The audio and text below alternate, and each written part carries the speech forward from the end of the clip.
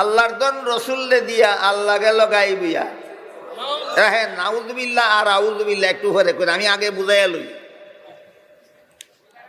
এই মাজার ফুজারি বন্ডয় তার কুফুরি গানের মধ্যে কয় আল্লাহর দন রসুলরে দিয়া আল্লাহ গেল গাইবিয়া, রসুলের দন খাজায় ফেইয়া শুইল গিয়া আজমিরে, কেউ ফিরে না খালি হাতে খাজা বাবার দরবারে।